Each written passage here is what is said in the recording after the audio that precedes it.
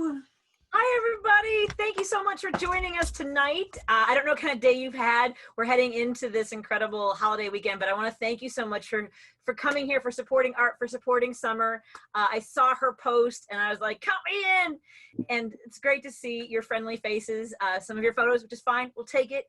But as artists, as comedians, we really thrive on experiences. And it's been a very strange time for comics because we write so much of our material based on interactions with people. Somebody who makes you angry at the grocery store, or, you know, picking up your pizza, or your family, whatever it is. But now comics are in this very strange space where other comics are having very similar experiences, where the shelter in place has taken away that ability for us to connect to audiences. So you are doing a wonderful thing by joining us, by supporting us, and we're grateful.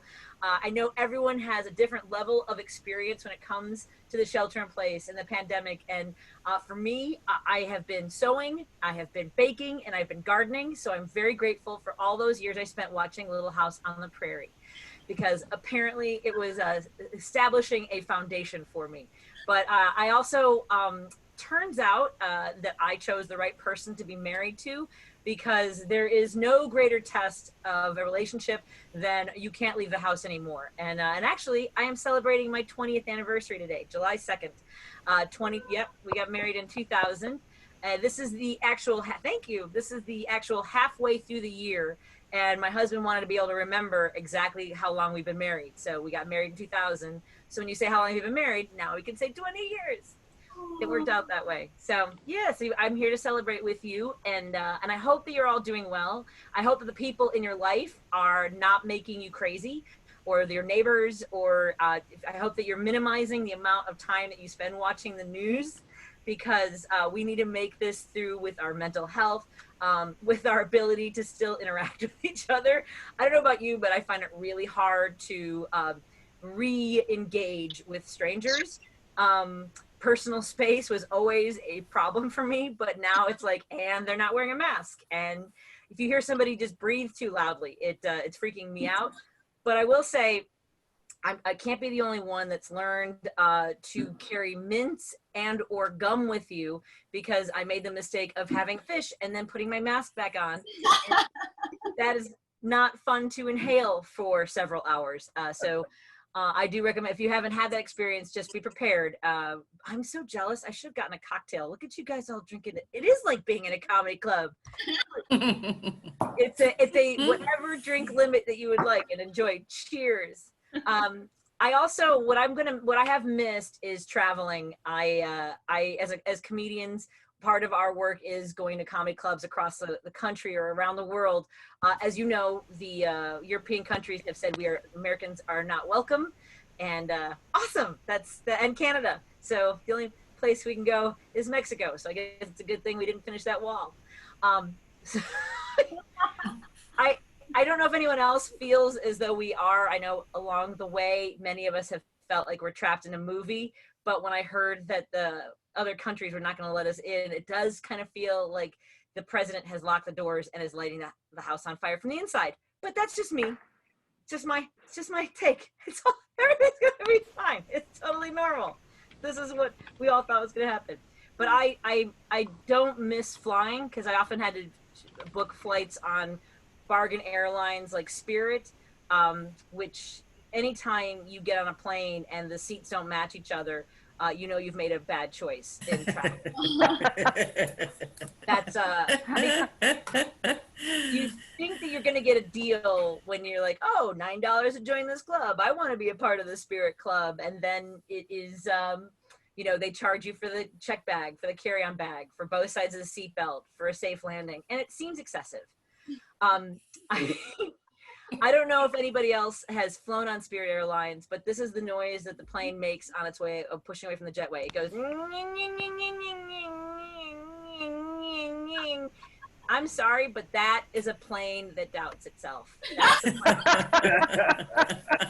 plane. Definitely. Very honest with you. We're not gonna make it. I'm not going to miss flying for a while.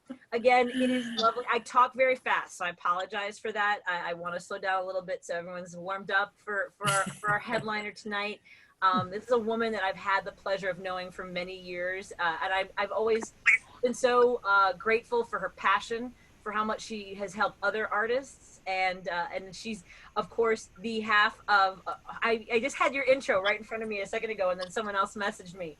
So, but Summer supports other artists. She is always so generous with her time, with her expertise. She is of course half of Austero and the Go-Go Show. So it is my pleasure, my honor to share with you tonight, Summer Austin. Oh, thank you so much. Give it up for Patti. Oh, thanks so much, Patti. We're so lucky to have you here, and I'm so lucky to have friends here. Thank you so much. It's so true. During doing comedy, like, it's not a solo project. You know what I mean? We really do like need people, so I really appreciate this. And you know, honestly, like me, whether I get laughs or not, honestly, like, I'm used to not getting laughs, so this is perfect for me. 5 or 6, I'll wrap it up. Okay, so I've been sitting with a lot of big feelings lately, the way we do during a pandemic, right? And some of them that are coming up, like, I feel a lot of shame, I feel a lot of embarrassment, I feel a lot of guilt for being a white person, as many of us do. It's good feelings to feel, good feelings to feel. One thing I'm super embarrassed about, though, is that I was told, well, I read in the tweet, maybe you're not supposed to read this, read other books instead, but I did, like a good white ally, I got my copy of White Fragility. And I ordered it from my local bookstore, and I got an email from them saying my order was ready, and I biked all the way over there thinking I was doing so great on a Sunday. I opened up the door to the vestibule because it's like, you know, contactless, like, you know, it's in the vestibule, come get it. I open the door, go to open the door, it's locked. I'm like, oh fuck, what did I just hung up, no. But they have my number. Yeah, I go to look at my email on my phone, and I'm like, they're only open Monday through Friday. So I was so fucking excited, do you know what I mean, to join the party that I didn't even read the fucking email, right? And I feel like there's a metaphor in it, you know what I mean? And while I was doing this and getting my bike back and reading that email, it took about 2 minutes. 4 other white women, I swear to God, did the same thing. So I was like, cool. And then we just kind of slunk away in shame. It was very embarrassing. And I pretended like I didn't see them do that because, you know, I feel their pain. So I'm also kind of embarrassed that I've allowed myself to start petting puppies again on my walks. I know I'm super torn about it. I used to be a dog walker, but puppies are like, they're amazing. Do you know what I mean? And animals are better than humans. I'm sure some of you feel that, right? Yes. So, you know, animals, puppies, for example, the ones I'm allowing myself to pet, they don't do horrible things like some things that humans do. They don't stand on the street corner and scream, "All lives matter," for example, which is what I just witnessed the other day in front of my house on the fucking corner in Chicago. Okay, in Lake, oh, don't even get me started about Lakeview, but they don't send an email firing you at 1 o'clock in the fucking morning, which is what I got. I got that email a couple of weeks ago. In the morning. They don't do things like, they don't ghost you, right? Like in relationships, they don't do that. That's very hurtful. And I was ghosted pretty recently for the first time when I was 40 years old. Yeah. By my husband of 17 years. So, true, right? The thing is, I think that we need more puppies, we need fewer husbands. But happy anniversary, Patti. It sounds like it's working out for you. Almost there, right? Almost there.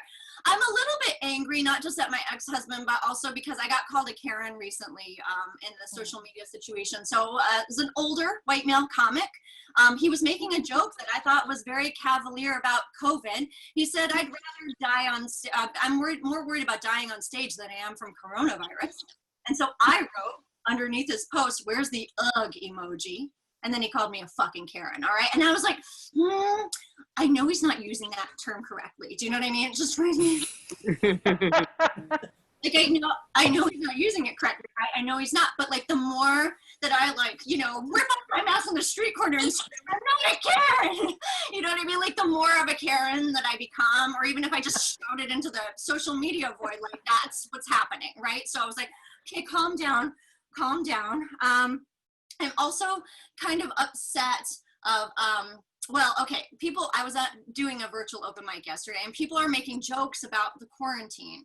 And they're making jokes like about their marriages. And it's a sensitive topic for me. They'll say things like, well, this is going to be the end of my marriage.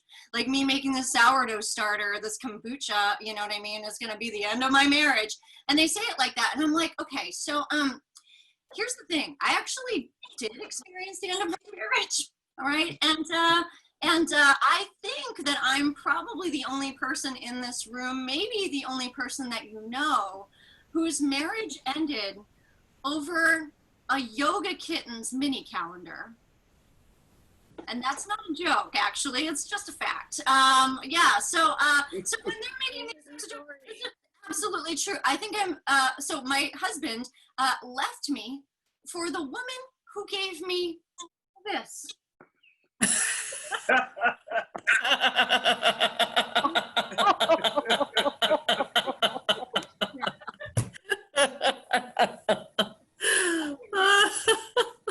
done that before. Here's where I've been down. March 2018.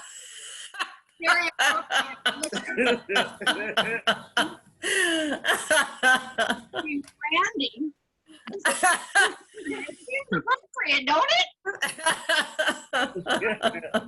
I made this joke last night on this open mic. You know, until this is funny, you're not allowed to make jokes about your. And I'm like, actually, yeah, that's pretty funny.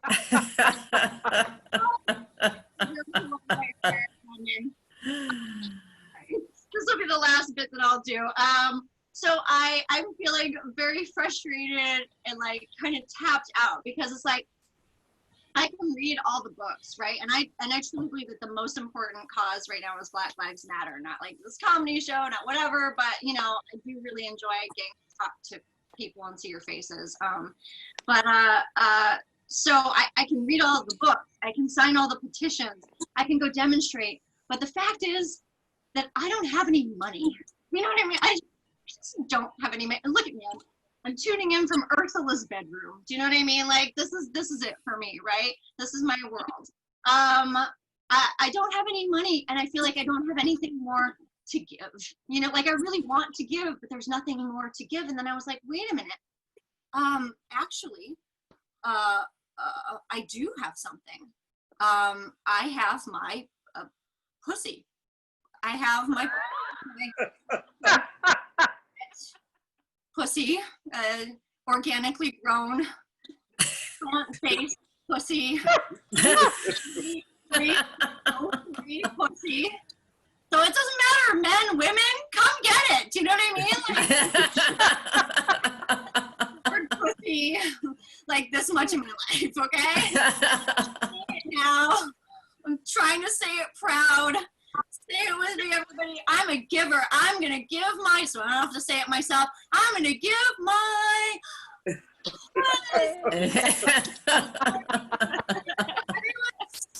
Yeah, I know it's really difficult to say. Thank you so much for being here, everyone. Give it up for Patti again.